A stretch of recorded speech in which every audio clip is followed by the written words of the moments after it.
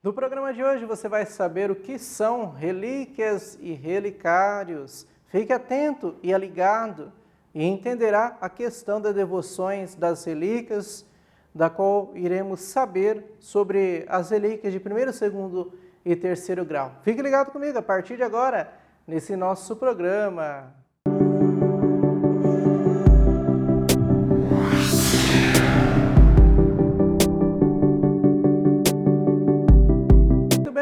Caríssimos irmãos e irmãs, queridos paroquianos virtuais aqui da DATV, que nos acompanham nesse momento pelo meio de comunicação de nossa diocese, já vá compartilhando, já vá curtindo esse nosso programa do dia de hoje, da qual nós estaremos falando sobre a questão das relíquias. Você tem alguma relíquia? Já portou alguma relíquia ou já viu algum relicário nessas igrejas que vocês vão, que talvez tenha a devoção de um santo, que tem algum relicário, como aqui na paróquia Santo Antônio, onde eu moro, nós temos um relicário de Santo Antônio, outras paróquias da devoção do seu santo padroeiro. O que é uma relíquia de fato? É aqueles que viveram, passaram por esse mundo, que se portaram de fato em uma vida em ação de graças, que foram considerados já após a morte um venerável, um servo, e que depois foi reconhecido pela igreja. Vamos aqui entender, relíquia significa aquilo que é retirado, aquilo que é despojado, e de fato nós podemos entender os santos, por exemplo, que utilizaram da sua vida, que portaram algo, que se tornaram de fato um relicário. Primeira coisa, para nós entendermos o que é relíquia, ela é dividida em alguns graus. A relíquia de primeiro grau são as relíquias, a unha, cabelo, uma carga dentária, ou os próprios ossos, daquele que foi reconhecido pela igreja como testemunho de vida, de fato. Essa é a relíquia de primeiro grau. Segundo grau são alguns tecidos que aquela pessoa utilizou, usou, seja um cajado, algo que ela portava ou ele portava. Essa é de segundo grau. E de terceiro grau é algo que foi tocado no corpo daquele santo, ou algo que foi tocado no próprio relicário em si mesmo. Isso é de terceiro grau, que pode ser um tecido também, de fato.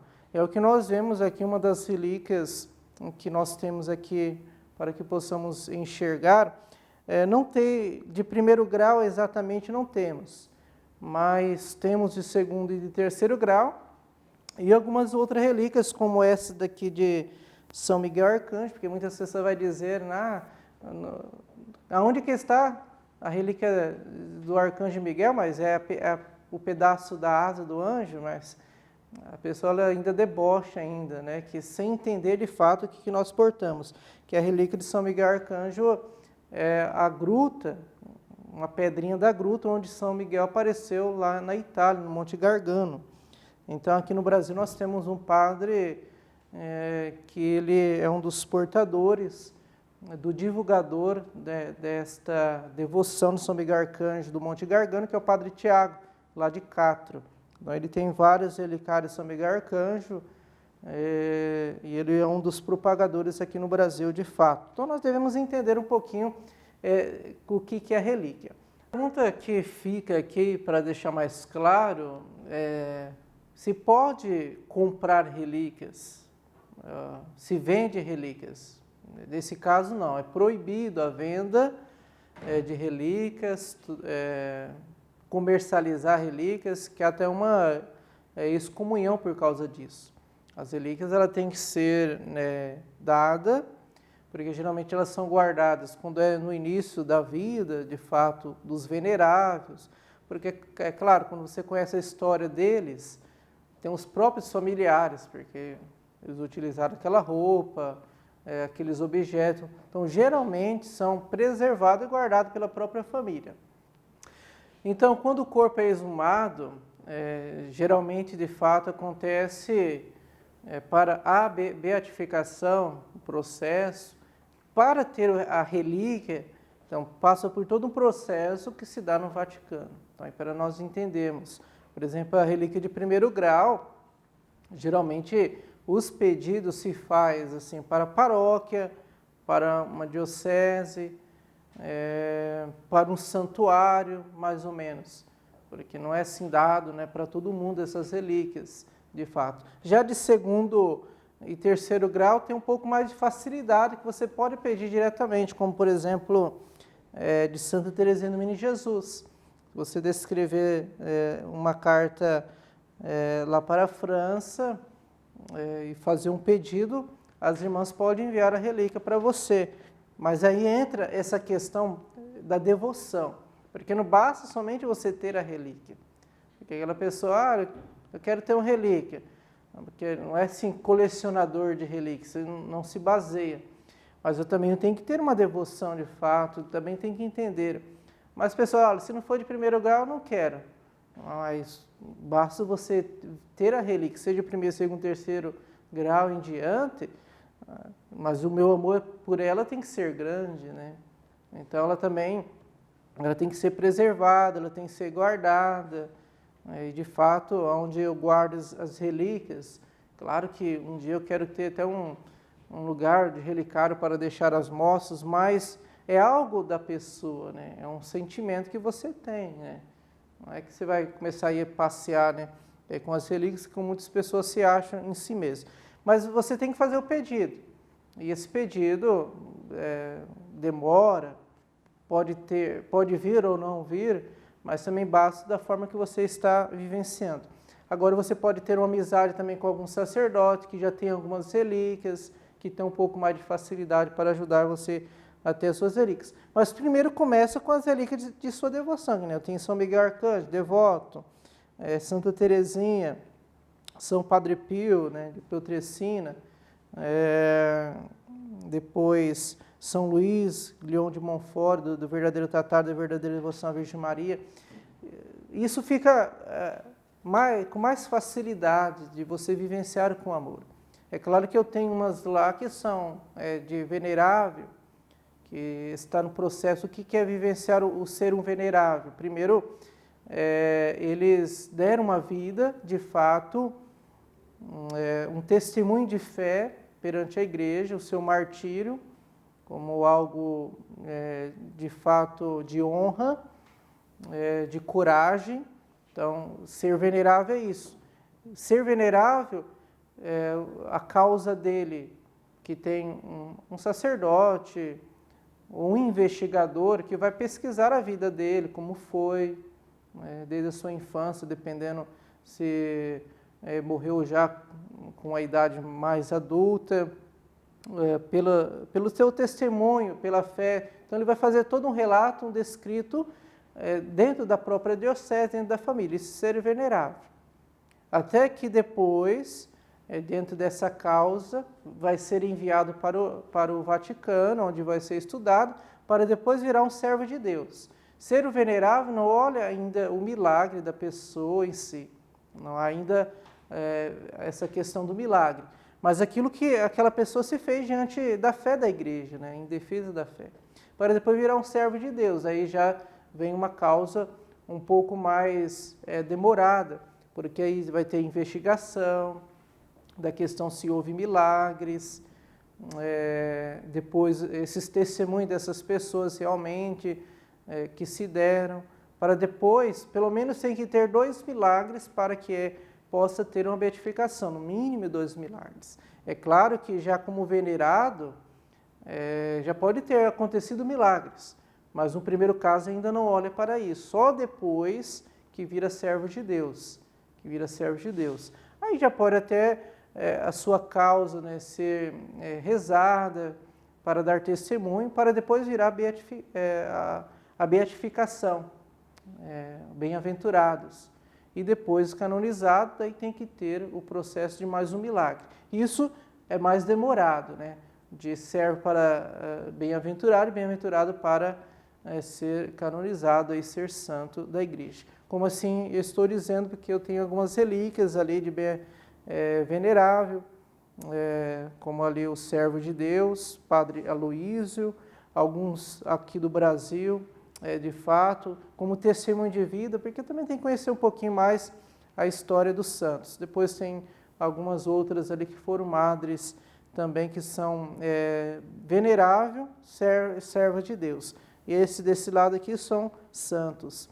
E de fato nós podemos compreender o que é viver então essas relíquias em nossa vida. Então, elas são esse encontro, né, com Deus através da vida dos santos, da qual estão sendo expostas em nossas oratórias, em nossas capelas, em nossas igrejas, como esse sentido de fé realmente.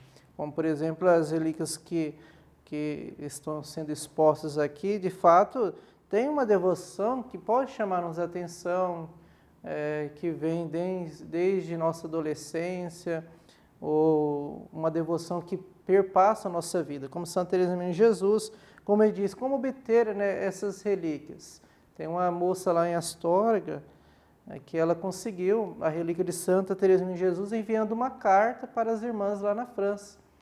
E ela tem muitas graças que recebeu da própria Santa Teresa de Jesus. A capela, tem uma capela lá, Santa Teresa de Jesus, e ela enviou uma carta. Depois, passado alguns meses, e ela recebeu de volta essa carta em francês, né? Até ela, depois eu morava em Astorga, ela levou para que eu pudesse traduzir. Eu levei para uma professora que eu conhecia lá, que traduzia o francês, sabia o francês bem, e foi bem bonita a descrição da carta que ela recebeu, e nela veio uma relíquia dentro, pelo amor que ela tem por Santa Teresinha. Isso que é vivenciar, né, a relíquia, isso que não é somente ter por ter. De fato que é importante nós obtermos a relíquia. É importante termos as relíquias em nossa vida, como o Padre Tiago, lá de Castro, ele tem mais de 800 relíquias e tudo mais, que ele ganhou de um bispo, depois ele foi buscando, mas todo tem um sinônimo. Ele nunca deixou expostas as relíquias, sempre é guardado numa caixinha, sempre, e fica lá. Mas ele sabe de fato o que representa, né, aquelas relíquias. Como os pais de Santa Teresinha do Menino Jesus, uma família santa abençoada, Santa Zélia e São Luís.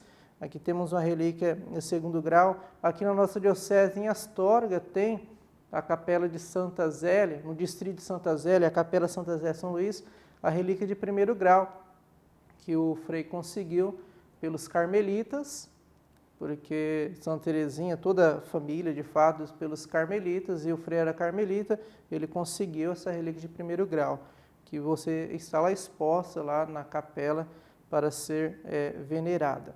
Por isso a veneração é importante e se faz também necessário. E eu tenho uma aqui que eu sou muito devoto ao Espírito Santo, de fato, a Beata Helena Guerra. Então aqui está o quadro que representa Pentecostes, a mãe, a Nossa Senhora de Pentecostes, e atrás do quadro temos a relíquia da Beata Helena Guerra. Ela já é beatificada e ela é uma das propagadoras, de fato, do Espírito Santo, e é muito conhecida no meio da renovação carismática, a Beata Helena Guerra. Aqui no Brasil nós temos, né, alguns sacerdotes que começou a difundir muito mais essa devoção, e ali está da Beata Helena Guerra. Por isso, representar, né, as relíquias é isso, é buscar a fé, a nossa oração, o exemplo de vida, querer ser de fato santo, né, buscando a santidade, né, no exemplo deles. Por isso temos as relíquias, a nossa devoção e a nossa veneração através daquilo que os santos portavam, daquilo que eles vivenciavam, seja o 1º, 2º, 3º grau, daquilo que eles tocou, mas nós acreditamos de fato que isso representa muito para nós. Então, que possamos ter, né, essas relíquias como sinônimo perfeito do nosso amor. E até mesmo nos colocarmos a termos clareza naquilo que buscamos. O que eles são hoje, um dia nós poderemos ser. E aquilo que eles foram, nós somos agora. Então, vamos caminhar em direção a isso. Que Deus abençoe você, que Deus ilumine. E vamos lá, qualquer dúvida, qualquer questionamento sobre as relíquias, e podemos tirar mais dúvida ainda, nos próximos programas, quem sabe a gente iremos falar muito mais sobre as relíquias, mas fique ligado conosco em contato, que estaremos caminhando junto pela intercessão de todos os santos. Até mais! Sei lá se ficou legal.